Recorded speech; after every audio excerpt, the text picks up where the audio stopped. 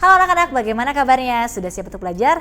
Masih belajar pelajaran bahasa Indonesia dan kita masih belajar tentang menyusun kritik dan esai. Mari kita mulai. Tujuan pembelajaran ini supaya siswa mampu menyusun kritik dan esai. Saatnya kita memulai pelajaran kita. Kritik merupakan suatu pembahasan terhadap kelebihan dan kekurangan suatu karya sastra. Kritik dituliskan secara seimbang dan proporsional. Disajikan dalam sebuah esai, kritik yang dituliskan dalam sebuah esai merupakan diambil dari sudut pandang penulisnya. Syarat-syarat dalam penulisan kritik. Yang pertama, kritik yang dituliskan haruslah memiliki tujuan untuk membangun dan menaikkan taraf kelayakan karya. Dua, kritik yang ditujukan untuk sebuah karya sastra haruslah bersifat objektif, jujur, dan tanpa berprasangka apapun. Kritik tertulis diwajibkan untuk menyertai data dan fakta pendukung dari penulis. Teori yang digunakan haruslah yang bersifat mapan dan bukti-bukti yang ditemukannya dalam karya yang menjadi objek kajian kritik tersebut. Yang ketiga, kritik yang dituliskan dan disampaikan secara terbuka untuk sebuah karya sastra haruslah mampu memperbaiki dan memberikan masukan ke arah yang lebih positif untuk hasil karya selanjutnya. 4. Lingkup kebudayaan dan tata nilai yang dianut oleh masyarakat juga menjadi sebuah acuan dalam menyampaikan kritik tertulis terhadap sebuah karya sastra. Kritik yang disampaikan tidak dapat melanggar lingkup kebudayaan dan tata nilai yang dianut oleh masyarakat. 5. Kritik diharapkan mampu menaikkan nilai apresiasi dan mengasah pola pikir kritis para pembacanya. Simaklah bacaan berikut ini. Penggalan teks 1. Terlalu besarnya tekanan teori yang harus disajikan dan ditambah dengan penggunaan kata-kata serapan tak baku dan struktur kalimat yang janggal tersebar di mana-mana. Misalnya, ketika Diana menguraikan tentang konsep digitalisasi dalam pendidikan, ia menulis, digitalisasi adalah era yang selanjutnya dalam pendidikan. Pembaca yang sangat kritis dalam penggunaan kata-kata akan heran membaca penggunaan kata digitalisasi. Dalam KBBI, digitalisasi memiliki arti proses pemberian atau pemakaian sistem digital. Dengan memaparkan sebuah perumpamaan dengan kata yang tidak tepat, tentu saja pembaca tidak akan mampu memahami keseluruhan makna yang coba disampaikan. Dari penggalan kritik yang sudah kita baca sebelumnya, sangatlah gamblang bahwa sang penulis kritik begitu detail dalam membaca karya yang dikritiknya dan melakukan pengamatan yang lengkap terhadap karya sastra tersebut.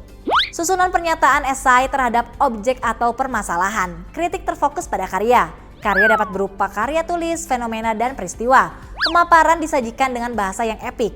Esai disusun semenarik mungkin. Esai didukung oleh data dan fakta. Esai dapat dituliskan dengan menggunakan bahasa populer, menarik, segar, dan meyakinkan. Simaklah penggalan teks bacaan berikut ini. Penggalan teks 2. Tidak dapat dihindari bahwa hadirnya surat kabar dan media massa berbasis digital telah memberi kemungkinan untuk berkembangnya berbagai bidang ilmu termasuk bidang sastra. Dalam surat kabar dan media massa berbasis digital, setiap orang dapat mengklaim diri mereka sendiri sesuai dengan apa yang mereka ingin tampilkan. Termasuk para kritikus sastra yang dapat bebas mengemukakan karyanya tanpa harus melewati ujian dari redaktur. Dari kutipan sebelumnya, penulis mengajak para pembacanya untuk melihat lebih lanjut fenomena bebas di media massa dan surat kabar berbasis digital. Di era digital ini, siapapun mampu menjadi seorang kritikus karya tanpa ada saringan dari seorang redaktur surat kabar. Berikut merupakan penggalan kritik terhadap gaya hidup mewah yang sedang fenomena. Penggalan teks 3. Berusahalah untuk bisa tidak mengikuti gaya hidup hedonisme yang hanya ingin terlihat lebih tampil di media sosial. Hal ini hanya membuat kita lebih boros dalam menggunakan penghasilan kita. Akan jauh lebih bermanfaat jika kita juga bisa berbagi di media sosial hal-hal yang bermanfaat, contohnya bagaimana caranya membuat makanan atau minuman yang sehat untuk bekal ke sekolah maupun untuk makanan yang akan dikonsumsi bersama dengan teman-teman. Mengunduh hal-hal yang bermanfaat di laman daring seperti YouTube maupun media lain yang bisa menambah penghasilan kita. Bacalah dengan seksama contoh teks berikut ini. Teks lengkap 1, telaah atas penulisan novel.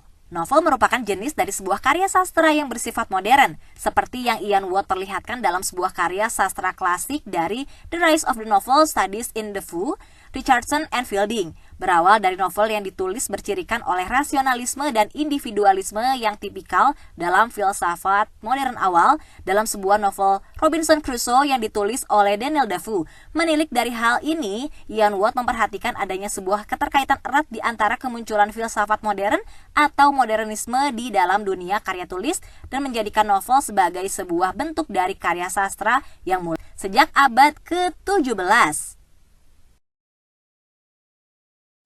Novel merupakan karangan prosa yang panjang yang mengandung rangkaian sebuah cerita dari kehidupan seseorang dengan orang-orang di sekitarnya, serta menonjolkan watak dan sifat dari setiap pelaku. Di tanah air, sastra Indonesia mengalami periodisasi, yaitu zaman sastra Melayu lama, zaman peralihan, dan Zaman Sastra Indonesia yang meliputi Angkatan Balai Pustaka 1920 sampai 1933, Angkatan Pujangga Baru 1933 sampai 1942, Angkatan 45, Angkatan 50, Angkatan 66, serta Angkatan 77 sampai dengan saat ini.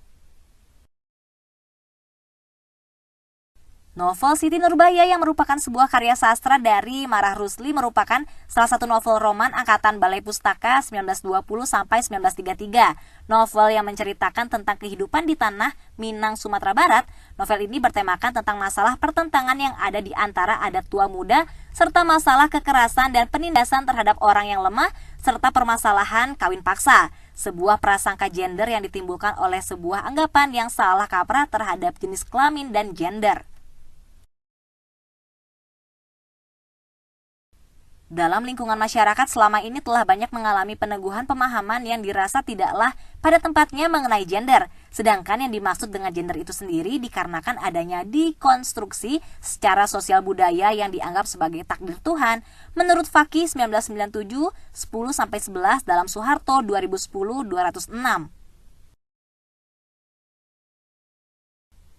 Dalam novel roman Siti Nurbaya diceritakan bahwa takdir dari seorang wanita adalah mengandung dan menyusui anak serta mengurus pekerjaan rumah tangga dan melayani suami. Halaman 204. Selain itu, halaman 235, perempuan dalam novel roman Siti Nurbaya, kaum wanita sangat dibatasi dalam masalah pergaulan dan sudah harus dipingit sejak mereka mulai menginjak usia 7 tahun.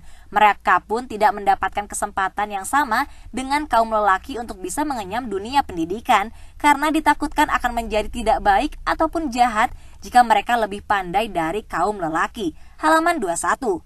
Namun lain halnya dengan yang dilakukan ayah Siti Nurbaya kepada anaknya Siti Nurbaya. Dia memperlakukan anaknya dengan baik, bahkan menyekolahkan Siti Nurbaya di sebuah sekolah Belanda, Pasar Ambacang, di mana Samsul Bahri, Arifin, Bahtia dan anak-anak Belanda bersekolah. Halaman 9.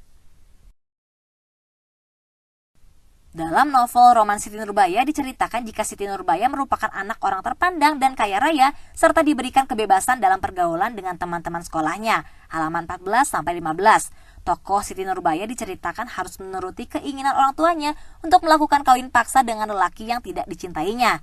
Karena Siti Nurbaya menghormati kedua orang tuanya, hal ini membuat Siti Nurbaya dipaksa melayani lelaki yang tidak dicintainya. Dia adalah Datuk Maringgih dalam kehidupan berumah tangga. Halaman 145. Siti Nurbaya pun diceritakan menjadi korban pelecehan seksual oleh awak kapal dan korban fitnah dari mantan suaminya. Halaman 180-182.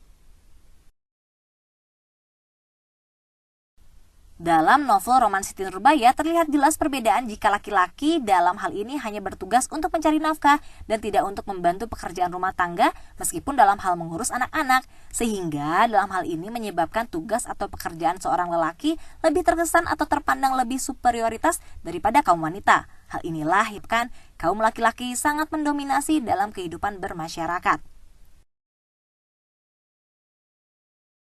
Jika kita perhatikan menurut pendapat dari Worsley 1992-136 dalam Soeharto 2010-207, dominasi laki-laki dalam kehidupan di masyarakat sudah terjadi sangat lama ketika sejarah mulai tertulis. Lebih jauh lagi ke masa lampau dibandingkan dengan timbulnya masyarakat industrial modern yang bisa dibilang baru terjadi dalam waktu yang belum lama belakangan ini. Sedangkan masih dalam Soeharto 2010-208 menurut Barker dan Allen Worsley 1992-138, perbedaan-perbedaan mengenai biologis dan jenis kelamin atau seks telah diartikan menjadi perbedaan-perbedaan sosial atas golongan jenis kelamin. Selain daripada itu, masyarakat masih beranggapan bahwa jenis kelamin wanita adalah merupakan kelas tersendiri yang ada dalam lapisan sosial yang diantaranya adanya kelas wanita dan lelaki. Anak-anak, kita sudah selesai mempelajari tentang menyusun kritik dan esai. Sekarang ayo tetap bersemangat mengerjakan latihan yang terdapat dalam buku kegiatanmu.